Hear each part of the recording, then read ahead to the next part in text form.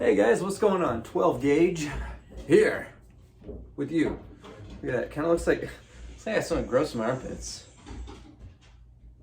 Noises.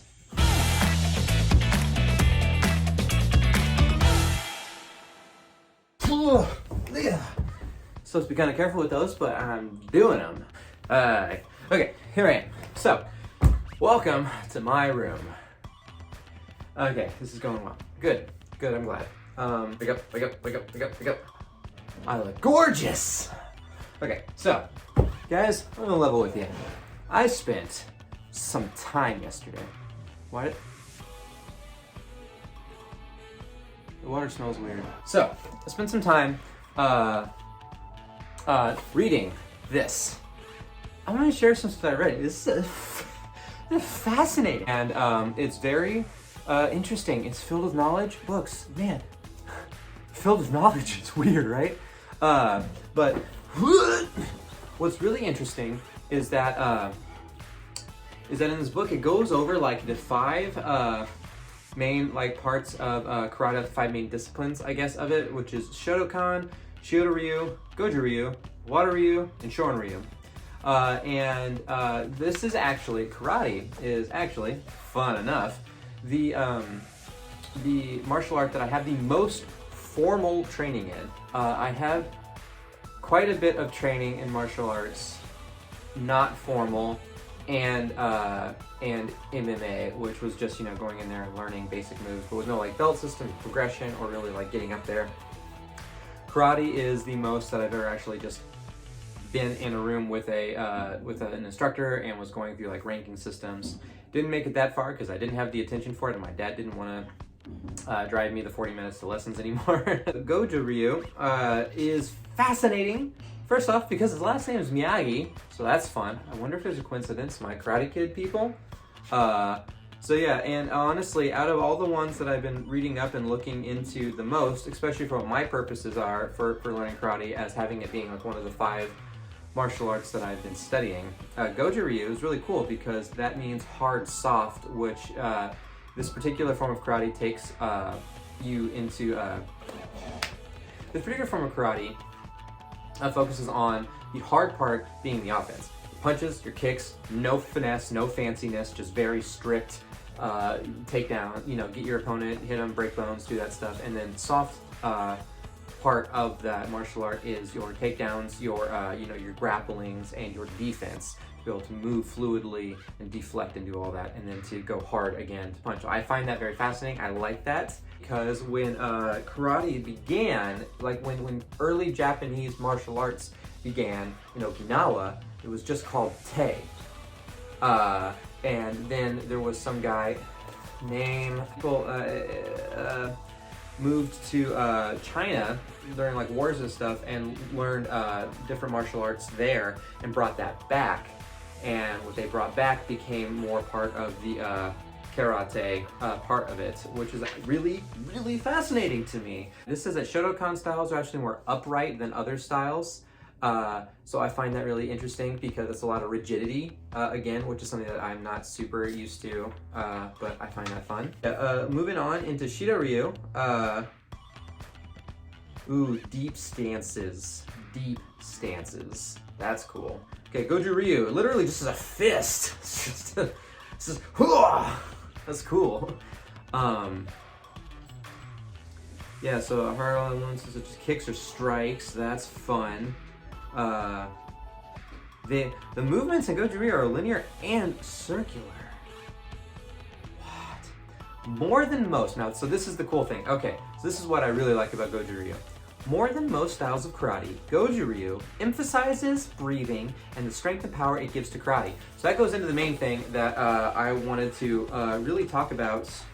So that actually brings me to a very interesting thing. So in most martial arts, you hear a lot about like ki, chi, your body's energy. Chi has always been such a huge thing. And I never even really understood that was a huge part in karate. Like Goju-ryu has that big development on ki, and on Kime, which is your ability to use that energy, to use your chi, to use your ki, to make your attacks, to make your blocks stronger by literally using the energy. And so that's prevalent in whenever you see demonstrations where people break boards and do stuff, they give a big burst of energy, a big guttural, all these different things and stuff to push their energy, which I find really cool. Some of these basic things that I've seen and read about, because again, the thing about the training with karate that I find even the most fascinating out of all the other martial arts that I've been reading is that it really doesn't have a lot of ancient training techniques, or carry the boulder holding like jars and all, like these weird things. Really, like most of the stuff that I've read and people I've talked to is you punch, you kick, you squat a lot. I'm fascinated. I'm way more intrigued by this process, and reading up on things than I even really ever thought I would be, because learning about new stuff is cool. What am I wearing, you ask? Oh, wait until you see me. Ha! See? Oh my God, my feet are cold. I'm wearing shoes. Oh, look. Ha! So, this is real. I really have this. About like 10 years ago, a friend of mine made it for me for a cosplay for my very first anime convention. Because I am a huge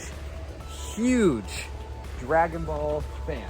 Specifically Dragon Ball. I like Dragon Ball Z too, but specifically Dragon Ball. I liked the adventure of it. I thought it was fun. I liked all the different trainings and stuff that they focused on. And I gotta tell you the honest truth, this is what absolutely blows my mind, and why I specifically want to talk about this. It's because I never focused enough whenever I was younger watching Dragon Ball, is that they learn karate. Never clicked, even though they say it all the time, it never clicked with me that what they were actually learning was karate. Master Roshi is a master of karate, and he's a master of other martial arts and stuff too. But he teaches Goku and Krillin karate. And so whenever I was a little kid, moving my hands along with the TV show, I was doing karate and stuff, and it just really blew my mind, because that's really cool to me. It's just another connection I have to karate that I really kind of forget about, which is real dumb. I get so excited about doing all these real weird fancy things, really, so I forget about the simple fundamentals and how cool they are. Again, as with everything, you punch and you kick a lot. And so you have to, whenever you make that punch, you really want to work on a good pivot action. You want to work with everything working together. When your hand goes back, this hand comes forward, and you use it together. Because this hand going back isn't just like triggering it, it's helping propel this fist. It's giving it even more energy. So that's a good thing to practice, because it teaches your body how everything that you're doing has an equal reaction to it, has an opposite movement. So just because you're pushing it back and you're moving forward, those aren't two separate actions. They're working together to do the same thing. So that's just to get your body and a basic principle working together to do one thing. Then, the other thing that everybody really seems to hate, I don't know why everybody hates this so much. Squats. You squat, well boy. You squat. Because you gotta build that strong core. You gotta build balance. And it's great. And someone's doing something. Sorry for the sound problems, but that's just like, those are the three main tenets. If you want to learn martial arts and you want to do stuff and you don't want to go to classes because of COVID, because it costs a lot of money, it's not in your area, it doesn't mean you can't start and have a good starting ground for training. You just punch. You don't even need to punch things. You just get yourself in your stance. You stand there, you punch, and you just do it just for an hour. Just keep going. Don't let anything stop you. And just keep doing it, because if that's what you want, I mean, you do it. Oh my God, there's also one thing that I forgot to mention, which is going in the middle of the video when it's appropriate, instead of me forgetting about it after I've gone outside back inside, so I'm here now.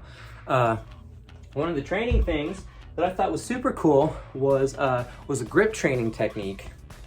I usually know with jars, but since I don't have a jar, I'm just gonna use this. So this is a good 15-pound weight, and just gonna kind of grip it and just hold it, and it's just like a holding exercise. And man, it sucks. Like, I'm not happy right now.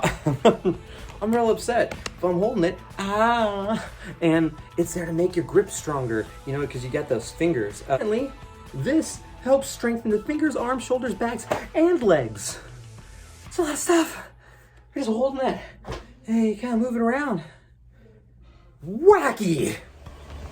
So, basically, karate is a fundamental principle of doing the same thing over and over and over again to get yourself stronger, to learn how to focus better, which is something I really need, because I'm not good at focusing. I don't know if you noticed, there's not a lot going on up there. And I'm sure, especially some of my more people who know more about karate specifically, will tell me that there are some deeper methodologies about stuff, and that there's a lot of really cool things that you can learn, you know, with the proper master and with proper things. And I'm excited to learn that stuff. I'm excited for people right here to comment and tell me all the cool shit there is to know about karate, because I want to learn more. This is a year of learning that I'm very pumped for. So guys, hey, you guys are awesome. Today we talked a little bit about karate. Tomorrow we're going to talk a little bit about another martial art. Just kind of go through the week. We're going to talk about cool stuff that I think is cool. And then we're going to start some real hardcore training next week. We're gonna do some weird training that I find, and we're gonna test out some weird methods for fun. Why not? So today was karate. Tomorrow, we'll figure it out. Guys, I love you. Keep fighting for what you want to do. Keep fighting for what you believe in. Keep being awesome. Keep being an inspiration to me, okay? I love you guys. And as always, peace out. You guys rock.